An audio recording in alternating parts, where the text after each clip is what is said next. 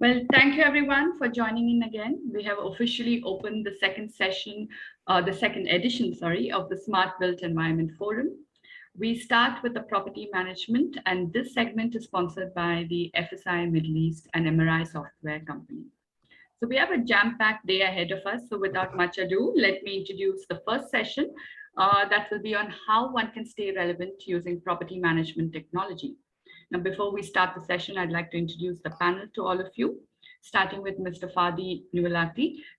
Among being a board member and an advisor of several real estate developments and investment funds, Mr. Fadi is the CEO of Kaizen Asset Management. He brings with him over 12 years of investment and real estate experience within the Middle East. His vast experience extends over the commercial and residential sectors and includes development management, project management, and investment management within the property sector. We also have with us Mr. Alex Hill. He's the specialist on added value services across CBRE's property management division. Alex is a thought leader in agile and transformational solutions, and his experience focuses on enabling forward-thinking assets to accommodate the modern consumer and business and smart technologies. Also joining the panel is Mr. Mohammad Al-Munaikh, the CEO of Ajar. He is a serial entrepreneur and investment professional. He started his career in Kuwait Investment Authority, overlooking portfolios of investment, including the real estate development. Mr. Mohammad joined Ajar in 2019 as a strategic director and was assigned the CEO role early 2021. We also have Mr. Richard Waind, who is the Group MD of Better Homes. Over the last 15 years, Mr. Richard has grown and managed the teams in sales, leasing, property management, and financial services. Richard joined the Better Homes family in 2017, and in January 2019, Mr. Richard assumed the position of managing director and has overseen the acquisition of Ascot & Co. and the launch of the new commercial brand CRC as the Better Homes Group continues to expand. Last but not the least, we have Mr. Martin Gregory, the CEO of Gregory & Jones, who is also the moderator for the session this morning. So Mr. Martin brings with him over 30 years of experience in property and facilities management, specializing in facilities management operations and consultancy. Now, he has provided operations and consultancy services on some of the UAE's most iconic projects.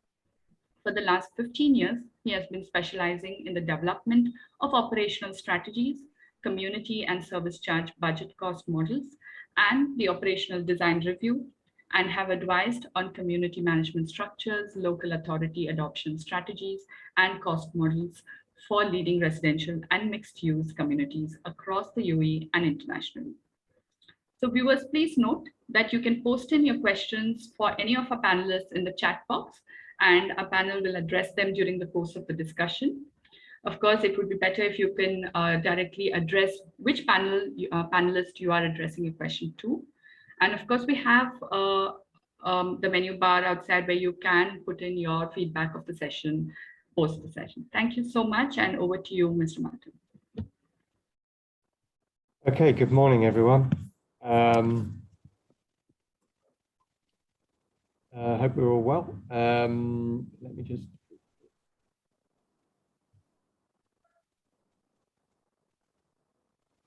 So, today's topic is how to stay relevant using property management technology. At its core, a smart built environment is the creation of a digital environment that reflects the real world conditions. Data analytics is an essential component in achieving smart built environment optimization. By capturing data, insights can be exploited by property managers on the changing demands and conditions of the assets. Increasingly, property managers are capturing increasing amounts of data from strategic data sets to measure and analyze specific variables. The more data points you track and measure, the more you can quantify the performance of the assets and the changing workplace. The more you quantify, the more you can optimize the performance of the assets. This is the power of big data. Before unlocking the power of big data, the implementation of technology solutions is required to collect, analyze, forecast, and adjust the property management approach and delivery needs. However, in the age of digitization, there are increasing numbers of technology solutions in the market that collect various data sets, both within the built environment and external to the built environment. In order for property managers to get the best performance from their asset portfolios, property managers are faced with increasing options when procuring technology platforms and solutions. So, first question to the panel is, what are the key drivers from their perspective? So what are the key drivers in selecting technology solutions for property management in the sea of what's available and out there? Anyone put their hand up first? Thanks, man. I'll jump in. It's Richard Waind from Better. I think technology adoption is very dependent on your business, the individual businesses, and we've got some quite diverse businesses on the panel.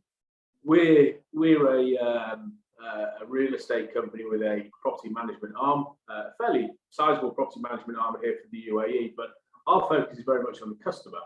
So our adoption of technology has very much been focused on ensuring that we deliver to the customer. Now, initially, that was probably more focused on the landlord, both individual landlords and building landlords. And interestingly, it was focused on trying to give the landlords access to more data. So we obviously have a CRM system, and we built on landlord portals onto that CRM system to give information to help.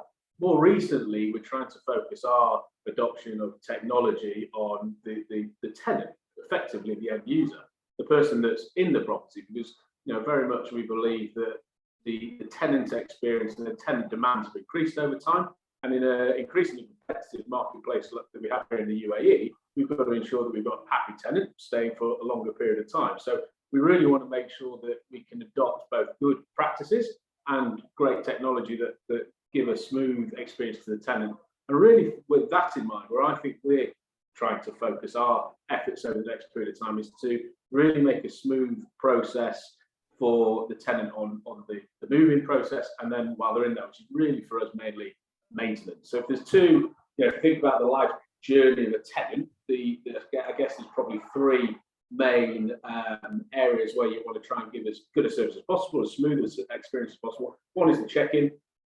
The second is any maintenance issues during it, and then at the end of it, you've got the checkout experience. So where we're really trying to look at some our own inbuilt technology at the moment in terms of building some apps and things is to try and connect the tenant directly with the service provider, the contract provider, in terms of maintenance. So, for example, if you have a leak, rather than phoning my call center, which then goes to a property manager, that then goes to a maintenance coordinator, that then goes to the maintenance company, can we try and connect the end user, the tenant, with the maintenance contractor, put those two together immediately, but keeping the landlord and the property management company fully involved and make sure that everyone knows that everything's happening. So that's from our point of view. As I say, I think it's very dependent on the individual businesses and what they're focusing on, but that's what we're trying to do.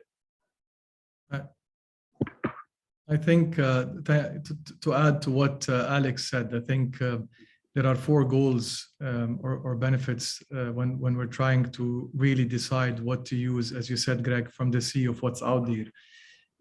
My advice is always to start with identifying your goals. And I think in the property management sector, there are four goals when trying to adopt tech. The first being improve customer satisfaction and quality of experience, exactly like Alex said. The second being streamlining operations. Sorry, Richard. Sorry, Richard. Streamlining operations and reducing operating costs. The third being increasing occupancy, revenue, and with a focus on leasing. And lastly, improving performance reporting and business intelligence. Now, when we're looking at the key drivers to decide what tech to use, what we look at Kaizen is 8 main drivers.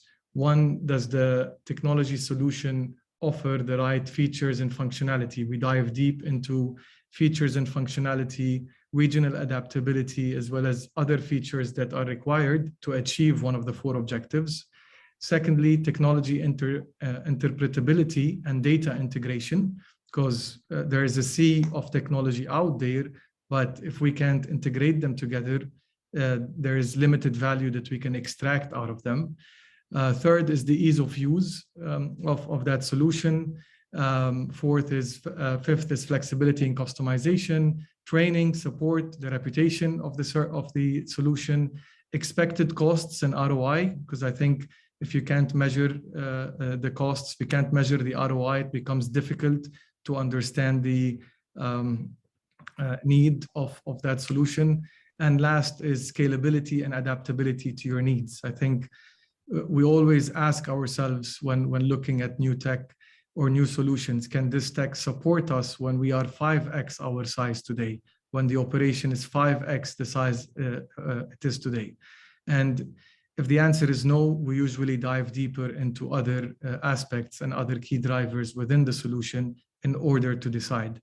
But I think just to summarize, the starting point should be really identifying the goal and objective, and then going in and diving deep onto the key drivers related to the solution. Yeah, great. Good. Alex? Yeah, I think to build on both what Richard and Fadi said, I think 2 key points that we really focus on is being software agnostic in the world of flexibility, because it's a very fragmented industry and siloed, in every client, every building has its own setups. And if your software systems that you use are not able to be flexible and allow you to work with them, it's very difficult to sort of roll out at scale. And then the second sort of key point for us is business continuity. There's a lot of, we've seen the prop tech world explode with lots of people knocking on our doors, giving us the next best technological solution.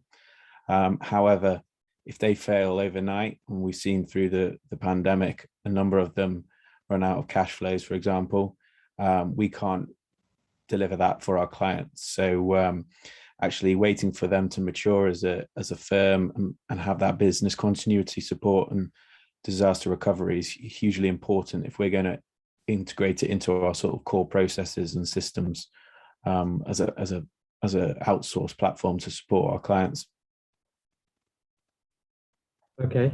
Martin, I think if we go back to the basics, why would someone invest in real estate? There are two reasons. One, he wanted a passive income, therefore he wanted to increase his return on investment. Second, he wanted to reduce as much as possible his involvement with the assets itself, because hence the passive income.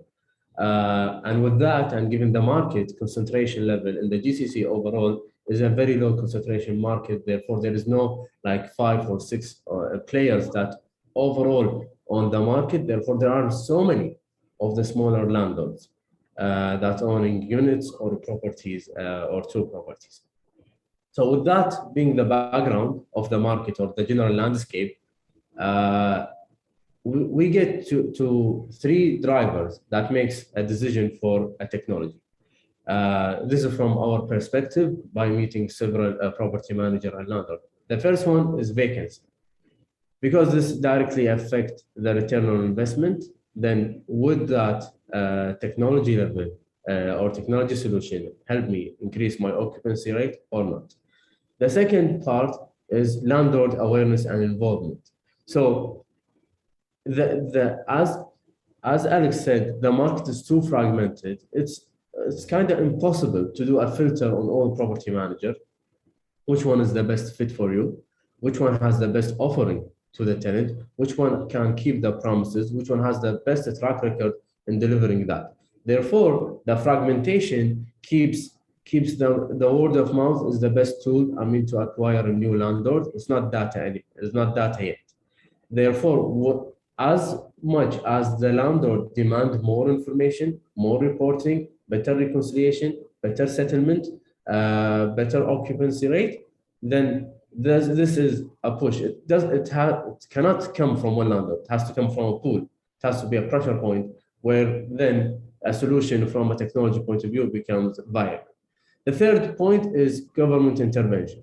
Whenever there is a new strategy, a new restrictions, a new direction to the government, this affects directly the real estate. Like, for example, with the pandemic and stopping the visas in most of the GCC markets, that's government intervention. Then therefore becomes, finding tenants, a new tenant, or let's say quality tenant is much harder right now. And then another example is with the checks. So the UAE market is known for being a post-dated check. However, once the restriction is loosened up since 2019 on the checks that are less than 200,000 dirham, we are seeing more adaptation toward technology and having more payment method that is alternative to the checks. So I think those are three key areas affect, which is vacancy, landlord intervention and involvement, the government intervention affect directly the technology adaptation in the real estate market. I mean, one sort of question to throw out there would be, or a follow-up to that, was a lot of the talk, a lot of the systems that we've been discussing are what I would call internal data. So it's gathering data from the asset itself. But from a property management perspective, I mean, obviously the focus is to maximize returns for the client, which is the building owner, when you're leasing property through maximizing occupancy. So what type of technology, has anyone looked at technology that's out there that's looking at external data, market intelligence and trends, such, demographics, changes in, when you look at new properties that are being built today, they're quite different. You look at the Makers District, or you look at creative community that's going to be built at D3. They're much more flexible. They're catering for a different demographic and a different client. And so, are people using technology to gather that market data and to help them analyze those trends and advise clients? As I think Francis Gianni mentioned early on in the introduction to this, to today, it's about advising, having market data to advise clients on what to build and when to build it. I think from our point of view, the answer to that is, it's a case of scalability. I think as a couple of the guys have already mentioned, for a company like ours to invest in proprietary technology to do that sort of work is probably not feasible. So we couple up with Property Monitor, Data Finder, Read, and these guys will do a lot of the heavy lifting for us, and we work very, very closely with them. We've got some integrations with one of them that then feeds us that data, but it's not something we personally invested on our side. We just work with partners. No, but there's an investment. So in a way, you're using that technology, but you use it through a vendor. You're using it as a platform. Yeah, absolutely. And we make sure that information, because it's not just pertinent to property managers, it's obviously pertinent to brokers who are advising on the next investment, on the next property somebody should buy. So we make that available to all brokers and all property managers within the business. Absolutely. Yeah. Martin, if I may add to that as well. I mean, from a data point of view, we saw this most valuable during the pandemic. So now from an Ajar point perspective, since we have so many, we are a solution for property management. We have different level of property manager, and the amount of units that we have in our system for Kuwait is equivalent to around 15% of the market, which is around 40,000 units. So that level of unit gave us. I mean, we became the source of intelligence when it comes to what's happening today in the market. Therefore, during the pandemic, we have seen that, like, for example, collection is going really, really down. Low during April and May, no one is paying. Everyone is afraid of the pandemic. How is the severity of the restriction? Therefore, then we saw, through our scale, our level, we called several property managers. What do you think is the best thing to do? We checked the data, and then we saw some properties are outperforming better than others. And then we asked the tenant, what would you like to have actually? And then we started gathering data And then we generated recommendation for the whole market. I mean, this is how you behave, this is how you act, you need to increase your communication level. And then the decision is basically providing a 15 to 20% discount on the month rent was basically the reason for increasing your collection to 70, 80% out of 10%, from 10% level. And also that level of scale into the data, also we became the source during the pandemic for Kuwait, for central banks and several commercial banks where they have real estate portfolio to understand. So the information is there and everyone can get information. I'm sure they had the same information, but the difference is the timing. So you need the right information, the right format, the right timing to make the decision. So what we have is instant when it comes to technology perspective, but availability of data is always going to be there. I mean, I can't tell you 2 years ago what happened. Everyone can tell you this, but who can tell you what's happening today in the market? Right. So thank you. So moving on to the next question then. So talking about technology solutions, there's data out there that can be collected. But what are the key obstacles and barriers in adopting technology solutions? So maybe you've seen something that would give you great market intelligence, but what are the barriers? Fadi. From experience, Greg, we see about 10 obstacles globally, but some of them are more witnessed in the region. The first one being lack of leadership support for innovation. I think, in my opinion, that's the most critical obstacle affecting the market today, is we don't have that many passionate property managers that are leading innovation. So the first obstacle would be lack of leadership support for innovation. The second one is the comfort level. So the effect of disruption that technology would create to current processes and procedures, going through a digital transformation of adopting tech is really transforming your organization. It's about changing your policies, your procedures. You become a new company, basically, and not many people are comfortable with that. The third is the time to change and adjust. I think too many people, as they start their journey of digital transformation, realize that it takes a lot longer and it's a lot more involving to achieve results. And some people lose patience along the way and drop it altogether, or stop giving it the right attention and go back to the comfort level that they had. Understanding, and the fourth one is understanding of and the ability to implement the technology solutions. It's important to assess if your organization is ready to implement, otherwise that becomes an obstacle as well.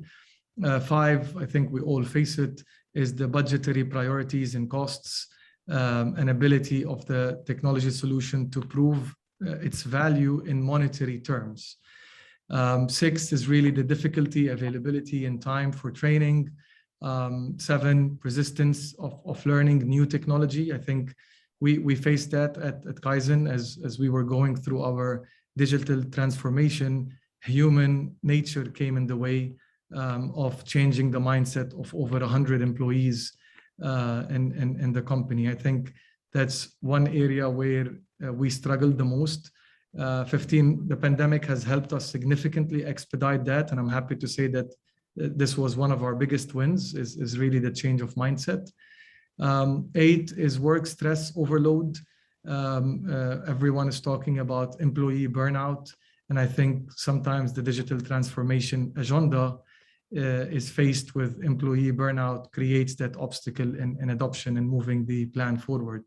9 is user acceptance. And I say here user because sometimes companies adopt a new technology solution based on what they see in pictures, based on what they see in the reports, etc. But then they don't go through the journey of the actual users in their company who are going to use this tech. So sometimes what we see is a technology solution is brought in for the right reasons, but then the user acceptance is not there, maybe because in some cases, because the solution is not very user friendly. And last but not least, the actual performance of that technology solution and whether it delivers what it promises. I think anyone going through a adoption of technology or a digital transformation should really assess their organization against these 10 obstacles to understand where they stand, which one of these obstacles exist, and put a plan to really resolve them moving forward in order to be proactive in removing those obstacles as part of the journey. Yeah, Mohammed, Alex, Richard, any? I can add on. Sorry, go on. Yeah, just on, I guess one of the points that Fadi's had is the alignment with stakeholders, I think is a key one, where given the size of some of the larger real estate assets, there's a lot of different stakeholders involved, and the language of technology can be completely different to the language of real estate. And you may get through one key decision maker, but ensuring that same level of continuity is passed through all of the shareholders is particularly difficult, and they've all got their own agendas and they've all got their own influences. And I think for us, we sort of see it as 3 stages when it comes to data. You've got the collect phase, you've got the control phase, and you've got the compute phase. And I think a large proportion of our clients are still at the collect phase, where it's about aggregating and how to actually aggregate and pull in this sort of data especially from a tangible product. And that's the biggest challenge facing what we see a lot of our clients today. Then you've got the world of the control, which is around the governance and the validity of the data that they're actually pulling in to make sure that it's right and it's stored correctly. And then you've got the compute phase, which I think we're a while off yet for many, which is actually understanding how to interpret this data with the right people and translate that back into the strategies that as professionals we want to deliver for our clients. And that, as Fadi said, is a long journey for a lot of clients, and the enthusiasm can peter off quite quickly when it soon dawns on them that this isn't a short, quick fix solution. Yeah, I mean, I'd like to just comment that from my experience over my 30 years, from the very beginnings of digitization, I've always found that I've done audits within companies, checking out, and talking about CAFM and CMMS, not necessarily property management solutions. But generally where it always goes wrong is clients are very willing to spend huge amounts of money to buy the hardware and the software, but they underestimate the data input and programming stage. And that's where generally when they get the solution and the solution actually goes live, it doesn't do what they thought it was going to do. And it's not because the system can't do it, it's because they haven't properly assessed the amount of work from their own teams as well as external teams that need to happen and need to be done in order to program the system and put in all the data and to fully utilize and maximize the capability of the system. And then they get disappointed. They don't understand why it's not working, but it's because there's an investment and there's a cost involved. And in some cases, in most cases, actually, that's a higher cost, which they haven't anticipated. Would that be, would you guys have experience of that? And would you think that that was one of the issues around that? So I fully agree. I think it really comes down to that element of scalability, Martin. You know, a lot of us have invested a lot in technology. We've actually just implemented Salesforce, not on the property management side of the business, but on the brokerage side of the business. Yeah. And to actually get the best out of Salesforce, it needs continual improvement and iteration. Now, you can't do that with an external partner; it'll cripple you. So you need to do it internally. So we've invested in in-house Salesforce resource, which obviously is a long-term cost of the business. Now, ourselves and Kaizen are reasonably large property management companies over here, but there are only a handful. There are only a handful of businesses in property management in the UAE of the scale that can actually really implement some of these technologies. And that's the reality of it. We are still the property management and real estate business in Dubai is still really a fledgling cottage industry in many cases. So, Fadi's points are all spot on, but there aren't many businesses of the scale that can genuinely implement it, which is, I guess then gives an opportunity to those that can. I just think the other, and I think Mohammad actually touched on this, but the other point that's really important in terms of. Richard, would you say then that part of the problem is companies that sell technology and technology solutions? It should be incumbent on them not to. So Salesforce is a perfect example. Yeah. But if you're selling Salesforce to a business of 30 people, do you need it? Well, or 10. So they're oversell. They're trying to sell their solution to everybody and anybody.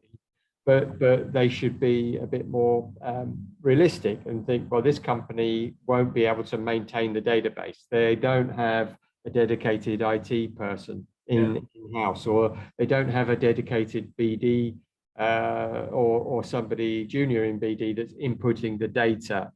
So I suppose it comes down to the question whether you want your business processes to fit the technology, or do you want the technology to fit your business processes? If you're a 10-person business and you're buying something off the shelf, then the answer is you need to adapt your business process to the technology. If you have bigger scale, then you can do it the other way around. And that's when I think you get real benefit to it then. There is a danger, I think, in some of these smaller businesses, it becomes technology for technology's sake. They like a badge, they like to say I'm a digitalized business, but because it doesn't really fit with what they do, they're not really getting huge. I think the opportunity, following what Richard said, is for PM businesses is to actually be the go-to conduit for embracing and integrating technology for the clients, rather than let the clients take the lead, because their business models are a different business model to a technology business, and they're basically doubling up on CapEx and OpEx, whereas given it's our role to service our clients, we are actually really well placed to adopt the technology first for our clients and to take a lot of the risk away from them in that process. Yeah. Just very quickly in the UAE, this is very specific, but as Mohammad was saying, there are some legislative issues of adoption of technology over here, really around digital signatures in property management and digital payments. And I think if we are really going to become a smart environment, a smart property management environment, there is a challenge there that the legislative bodies need to get hold of and really help working with the industry on some solutions, particularly around digital signatures and digital payments and protections around digital payments. As Mohammad said, we've removed some of the protections around check payments. Yeah. Let me add, Martin, over here regarding the obstacles. Actually, Fadi summarized them very well. But one point I think is the root cause for everything is basically upskilling the team. I mean, if you have like a local team, you cannot just buy them Real Madrid t-shirt and expect a Real Madrid performance. You really need to upskill the team. And by upskilling the team, it's very uncomfortable zone. It's very uncomfortable. It's like unlearning and relearning how to do things. And I just want to share something. Digitizing is not for everyone, and it's not a force to everyone. I mean, it's okay if you don't want to move your product or your company to the digital space. I mean, maybe you are happy, but definitely you must have like an end or exit strategy to your business. But I mean, in 10 years time, if you don't have like a real estate or infrastructure, then most likely you will be very outdated and it's going to be very hard. For example, today, there is a major trend related to open banking. And what's beyond open banking is open finance. And with open finance, you really need real estate to be really equipped from a digital point of view to be integrated with that in new era of offering and value propositions. And if you don't start today, then you will be definitely late. And by being late, I mean, it's not like the end of the world. You need to adapt to a solution. And the problem is by having a very manpower intensive workflow means you have a very customized workflow that is very unique to you. It's not a workflow that can define a whole industry. And your workflow is not the same as someone in the next building as a property manager. So I think there has to be some compromise and some reflection into, is this really working? Do I really want to keep it as a workflow, or I can change that workflow to adapt to the general senses?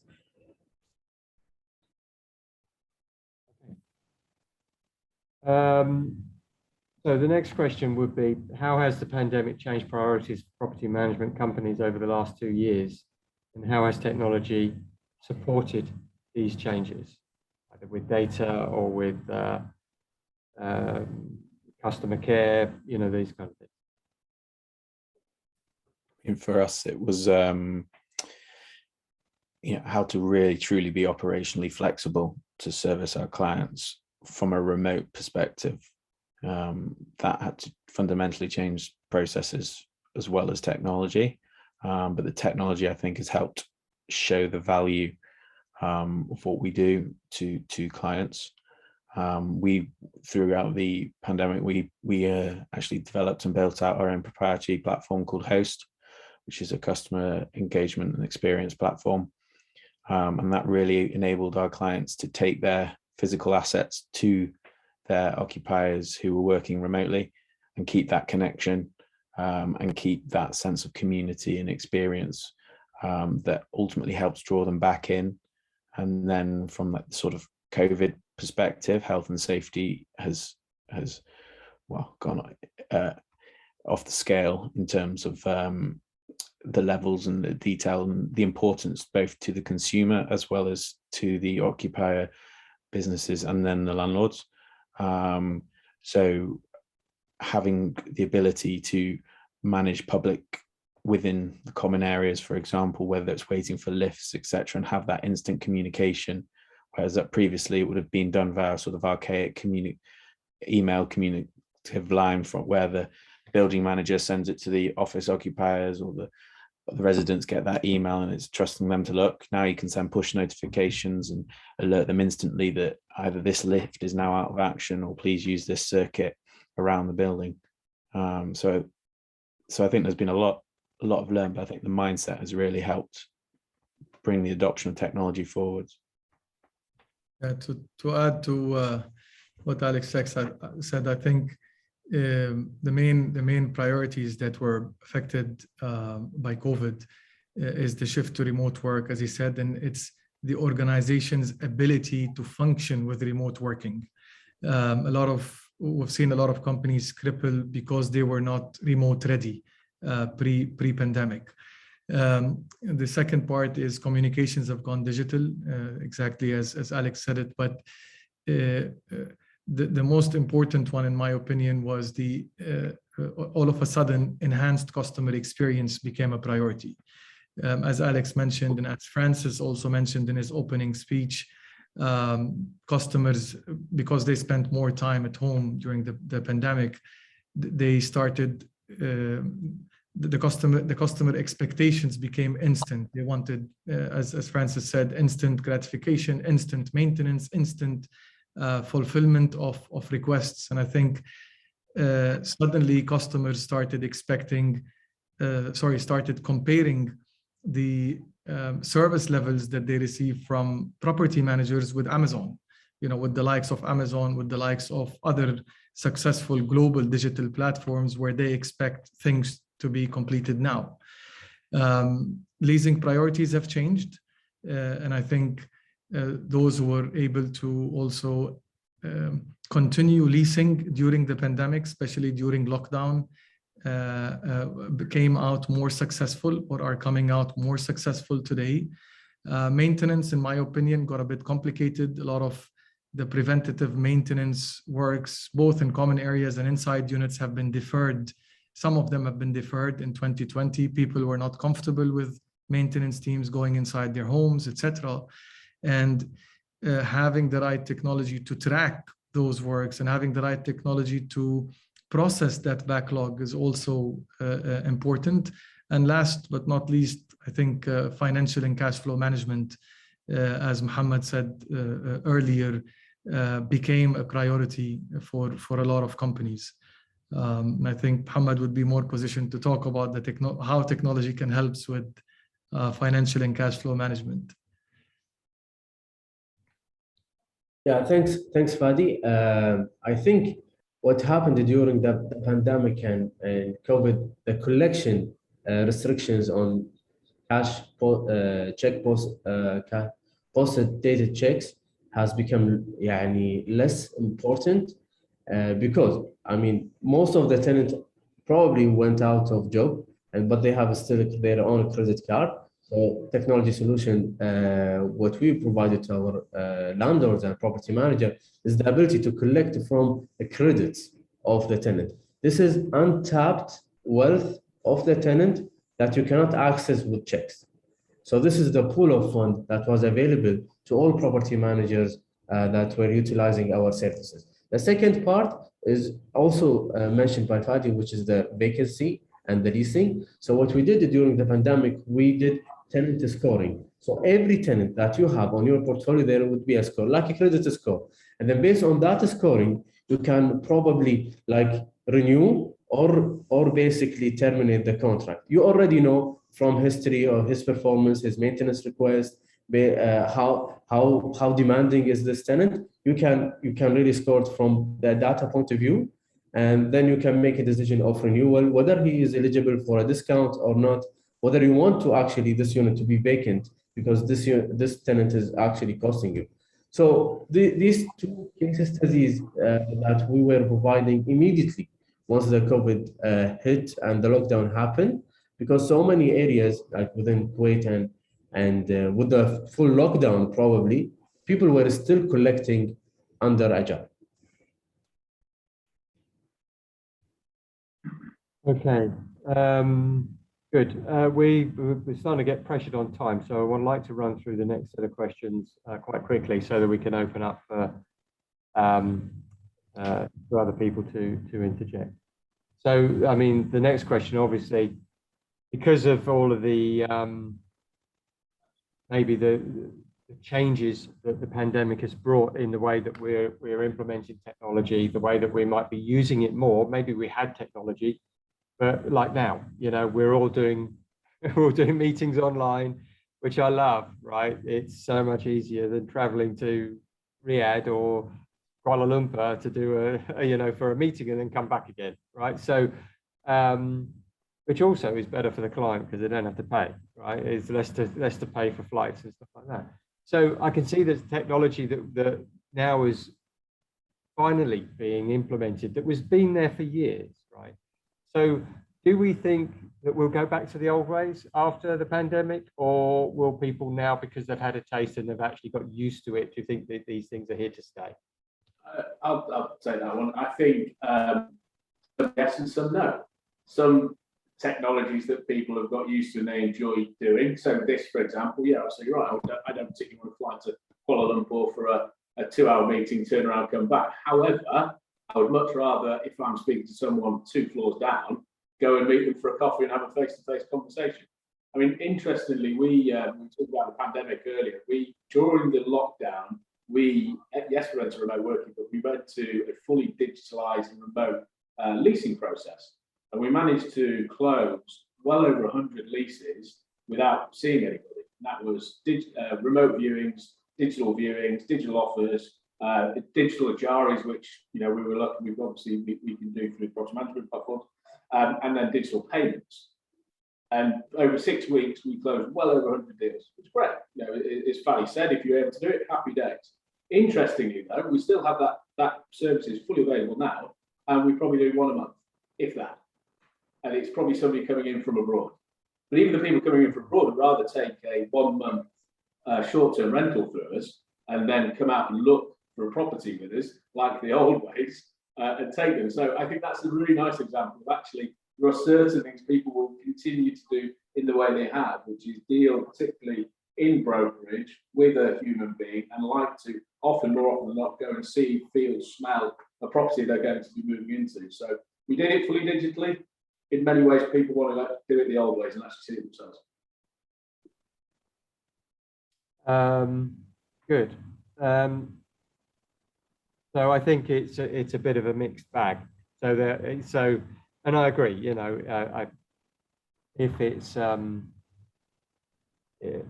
I like doing digital meetings with clients, but when it comes to workshopping, example, models or workshopping strategies, I prefer sitting together with a team, and you can, you know, you need to. It gives it that much more, beneficial, right? More impactful. So next question is healthy buildings and environmental sustainability is becoming an increasing consideration for corporate clients and occupiers. What measures, tech solutions are being adopted to ensure healthy buildings and improve environmental sustainability, and are they effective? 5 minutes on this. We're going to run out of time if we're not there. So actually less, 2 minutes. So Fadi. Yeah, I'll touch base on this. We spend approximately 90% of our time in buildings, be it at home or in the office. And I think more and more corporate clients today are paying attention to prioritizing the health and well-being of their employees. So they are, I think the driving force started with corporate clients driving the discussion and on the topic of healthier buildings, at least in the region. And we are seeing more and more corporate tenants actually ask us these questions, whether they're existing tenants or new tenants coming into the building, considering one of our buildings, they're actually asking how healthy is the building, what are the steps that you are taking to ensure the health and well-being of people working within the building. Obviously, there is a sea also of activities that you can do to ensure your building is healthier. The way we look at it, because it's only been a couple of years where we really started to look at building health per se, I think, around the industry. We look at the 80-20 rule, and I think there are 5 factors that help create 80% of the benefit for everyone. One being the air quality within the building, be it residential or commercial, the water quality within the building, the element of natural light and greenery within the building. Yes, it's not so much technology, but that's an area that's important to consider. 4 is active design. What we're doing recently is seeing what are the areas in buildings that we can sort of encourage more activities. In the last couple of years, we started looking at the gyms in the building and asking ourselves, what can we do to create more energy at the gym? What kind of music do we need? What kind of scent do we need to have that energy at the gym? Having your staircase encourage people to use the staircases, you know, and be more active than use elevators. Social integration is also, and well-being is also important to combat loneliness and to encourage engagement. And lastly, I think over the next 2 decades, we'll start talking a lot about building resilience, because it's also, in my opinion, the starting point of understanding how healthy your building is really looking deep down at how resilient your building is in terms of how ready are you for natural disaster, how ready are you for extreme heat waves, how ready are you in terms of floods. And I think these are the factors that at least we look at today as our contribution and our agenda to drive healthier buildings. I'm sure we know there are a lot of other activities that can be done, but we're trying to focus on the 20% of the activities that result in 80% benefits to everyone. Okay. Alex, any thoughts? Well, I think following on from that, there is a number of there's rating coming out galore at the moment, it feels like. So, you know, the originals like BREEAM all the way through to the WELL and the LEED. They're a good place to start if you're coming fresh how to sort of set the standards. They are a minefield, and it does take time and expertise to understand maybe you're not over-speccing your buildings and what's sort of giving you the true return on investment you need. And then I think touching on one of the points that Fadi said was social. We call it over in the UK, we call it ESG, environmental, social and governance. The social side, I think, is really strong and important and pressing at the moment, given that we're all human, and being sort of hyper-localized and really caring about ourselves, then can be a powerful impact to change on a lot of the other elements. Whereas if we all go as individuals, it's a lot harder to drive the change that is needed within our industry to sort of hit these wider macro targets in terms of the environment, etc. Yeah, I mean, I was going to mention that in the UK we had a experience in the 60s of building, of creating residential buildings that became ghettos, right? In a lot of sense, because people didn't think about healthy buildings or social well-being in the creation of those buildings. And it's how to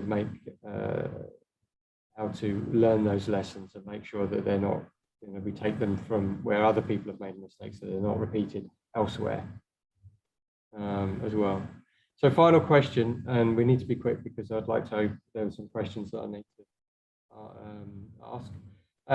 So coming 5-10 years, I mean, basically an open one where we sort of say, well, if you had a wish list and a crystal, ball or a magic wand, what technology would you like that's not available yet, or the technology hasn't reached maturity yet, or there's a gap where you think I could really use a technology that would solve this problem? I love drone ports that would one day come in from deliveries, but I think sort of physical cybersecurity will be huge, and the idea that how do you have the security not just from the online world, but all this evolved technology and how that impacts your buildings will be a growth area that is only just being recently tapped into, and there needs to be a lot of development around that world. I drove into work today and a light started flashing on my dashboard, and it told me that if I don't do something, I'm going to have a problem with my car in a couple of months' time. And I actually think that could be the future of smart homes. If a digitalized home had some sort of technology in there that was warning of corrosion, was warning of future issues, and it was then booking in preemptive works to it, that could be the future of digital homes. There's my 10-year wish list. Yeah, you mean for the smaller user, because those both for the smaller user and the building user. So if your asset's a full building, there's plenty of things within the facility side of the asset. If there was some pre-warnings that was coming on, rather than just a physical inspection, rather than just people going around there inspecting as we do every 6 months, that'd be good. Yeah. Okay.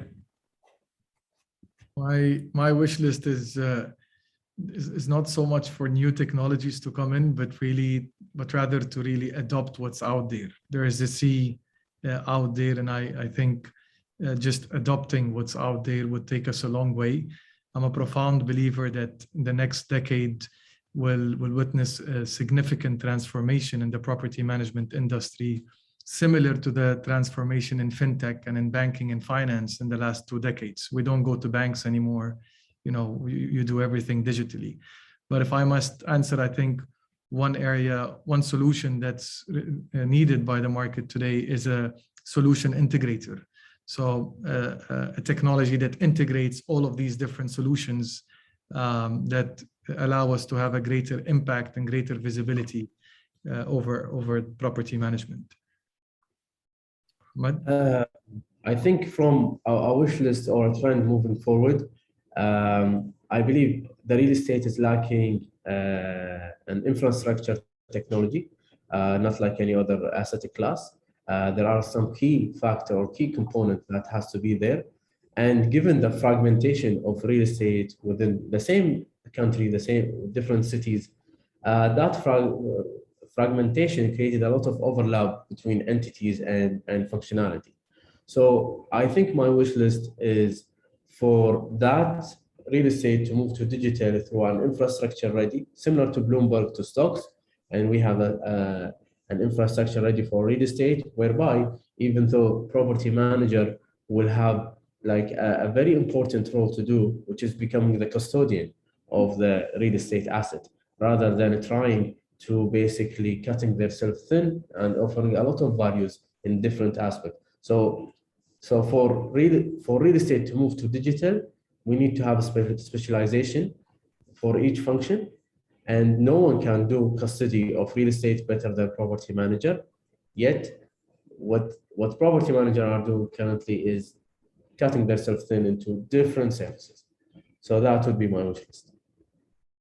Yeah, I mean, actually, we're answering one of the questions that came in from Jason Ruland about what are the three trends and the panelists think. So we're answering this question.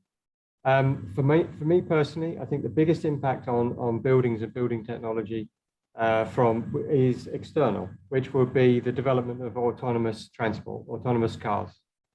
With autonomous transport, whether it's drones or personal vehicles, you don't need basements. The buildings won't need basements, and lobbies and entry statements will have to be completely redesigned in order to allow for, people, picking up, or getting into, autonomous vehicles, during peak hours. And I think that was probably the biggest impact, and we're nearly there. And I think that that's likely to be the biggest thing. Right, okay, so I think that's concluded the questions for the panel. Let me just quickly ask some of the questions that's come in from Mohammad Naban. What would you say for business owners who are still still using O&M manuals, I'm assuming in the hard text format, and not depending on latest technology such as CAFM? And what would be the reasons for your point of view they still don't have a technology or vendor partner? I think that from my experience, most people, so in other words, building owners are still using paper-based maintenance systems with a shelf with their O&M manuals on it. I think that's happening less and less, if at all. And even the O&M manual will be on a disk and on a computer. It wouldn't be necessarily a binder sitting on a shelf. Anybody got anything to say, Alex? Yeah. I think it goes back to a point I raised earlier around where a lot of businesses are at the collect stage, where they are taking physical assets and trying to digitalize them, aggregate them, and input them into systems. And that's just a hangover from the legacy of real estate's been around since thousands, millions of years. So to be fair, there's the longest standing ones are for the hardest job, because they've got to reinvent processes and systems that have been standing the test of time for them for a while, but are now having to really become more agile and evolve going forwards. Yeah, I mean, for me, being old enough, I used to use paper-based O&Ms with files of each of the assets with its maintenance records and stuff like that. So, but I've got one quick point to make, and that is from my experience of actually doing audits on CAFM systems. What I find is, even though it's digitized, they're still not using technology. So an O&M manual is now put into a CAFM system, and the PPM schedules and the maintenance tasks, as an example, are put into the CAFM system from the vendor. But the vendor is in California or in Germany or in somewhere else, and they recommend maintenance regimes that are not tailored for the position and the location of their asset. So if that asset is, as an example, in a critical location, absolutely go with that. But if it's in a non-critical location, you don't need to use those. It's incumbent on, I'll quickly recap. So it's incumbent on the main contractor to look at those PPMs and activities from the vendor and tweak them to make them appropriate for the site. And that's where I find a lot of cost overruns. That's why maintenance can be overly expensive, because they haven't thought about the application of where that asset is. And nobody's ever done an analysis of it. It goes in the maintenance, it's in the CAFM system, and then they just blindly follow the CAFM system, which is not been set up correctly. Anyway, so that answers Mohammed.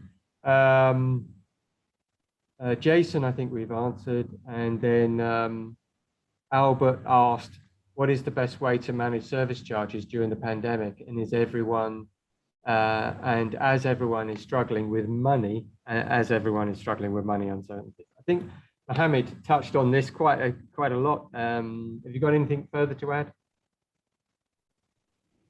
I think, and from a solution point of view, I mean, we provide such solution, but I think the question is more about strategically how property manager handle maintenance services, which is more the area of Richard and Fadi and Alex probably. But from a solution point of view, you can tap into the credit of the tenant like immediately through a digital solution. But from a strategic and property management, the operational direction, I would leave the questions to one of the panelists. I mean, Richard. Of course, service charges have long been a bit of a challenge, and the pandemic increased that challenge.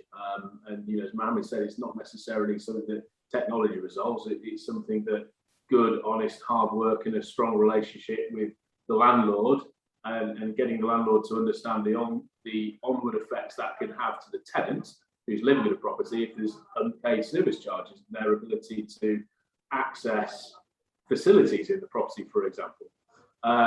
But we are seeing this is not Dubai-wide. We are seeing a recovery in prices. We are seeing a recovery in rentals over the last sort of 6 to 9 months, and we're seeing a recovery in occupation levels. So I think for a lot of landlords, the light is at the end of the tunnel. Not in all cases and not in all parts of Dubai. And I think also then it comes down to not just the area, but the way in which a property or a building has been managed, to see whether that building has maintained an element of it's maintained standards so it can still attract people. But it is a challenge. It's an ongoing challenge here in the UAE with regards to service charges, and it's more about good property management and relationships than technology in our experience of it. Okay, right. I think we're well over time, so I've been asked to wrap it up, even though I could sit here and talk for another 3 hours on these subject. So thank you very much for the panel. Great input and some great responses. And thank you very much. I think that about wraps it up. Thank you. Thank you, Martin. Thank you, Martin. Thank you all. Thank you.